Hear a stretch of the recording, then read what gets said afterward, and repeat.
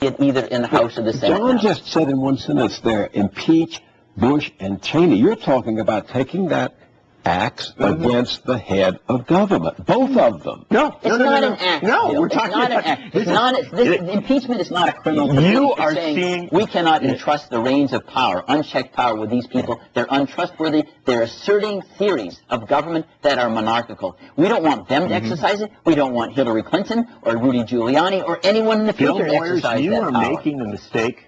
You are making the mistake that too many people make. Yes. You are seeing impeachment as a constitutional crisis. Impeachment is the cure for a constitutional crisis.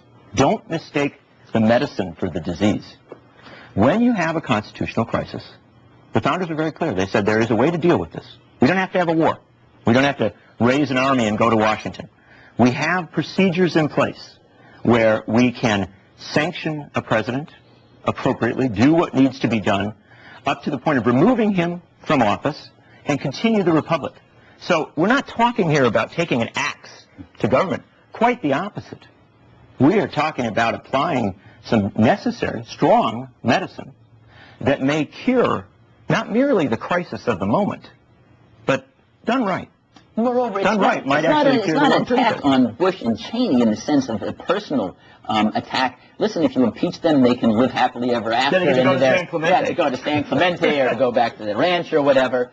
But it's saying, no, it's the Constitution that's more important than your aggrandizement of power. Yes. And not just for you, because the precedent that would be set would bind every successor in the presidency as well, no matter Republican, Democrat, Independent, or otherwise. The fact of the matter is that, again, the genius of impeachment is it tells the president that, wow, there is a Congress, and that Congress is on your case. And it causes, I think at its best, it causes the president to want to prove he can cooperate, to want to prove he can live within the law. Both of you have talked. Can I interrupt just a second here? This seems to me very important. I think that if impeachment proceedings began and the president and the vice president sat back and said, we understand now we've overreached, we renounce this claim, we're no military commissions, we're going to comply with the law, the impeachment proceedings ought to stop, and they should. It's not trying to be punitive and retributive against the officials, but you've got to get it right. And it's that what I hope would happen. I've said, if the president now renounces the power and says, it was wrong, and I now respect and honor the separation and the genius of the Founding Fathers, that's great. And all of the purpose of impeachment would have been accomplished. They could stay in office, and we'd have the greatest precedent with regard to executive authority and the separation of powers and checks and balances. This is not an effort to try to blacken the names of the president and vice president. And nothing would gratify me more than having them stand up and say, yeah, I've thought about this now. My mind is concentrated wonderfully, as Sam Johnson would say. The prospect of impeachment, I've been convinced. But also, we would have hit that educational moment, that rare moment, where a president of the United States has been forced to go before the American people and say, oh yeah, I just remembered, you're the boss. You are the bosses, not me, and that I am not a king.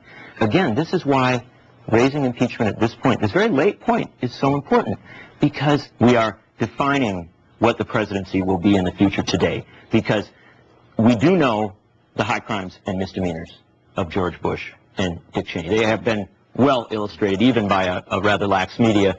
They have been discussed in Congress.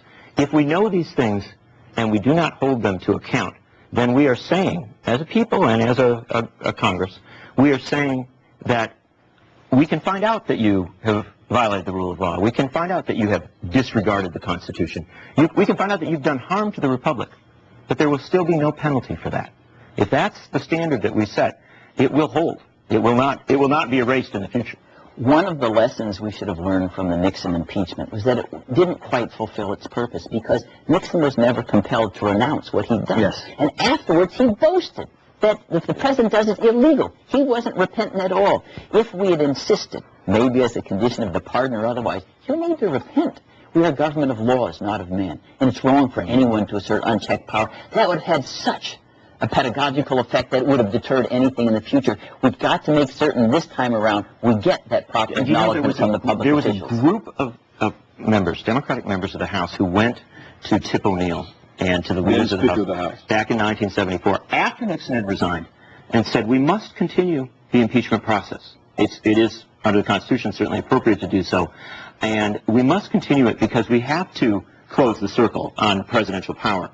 And the leaders in Congress, the Democratic leaders in Congress at the time said, no, the country has suffered too much. Well, this is the problem. Our leaders treat us as children.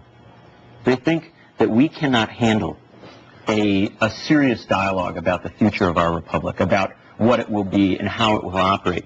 And so, to an extent, we begin to act like children. We, follow other interests. We decide to be entertained rather than to be citizens. Well, as Bruce makes frequent reference to the fall of the Roman Empire, that's the point at where the fall comes. It doesn't come because of a bad leader. It doesn't come because of a dysfunctional Congress.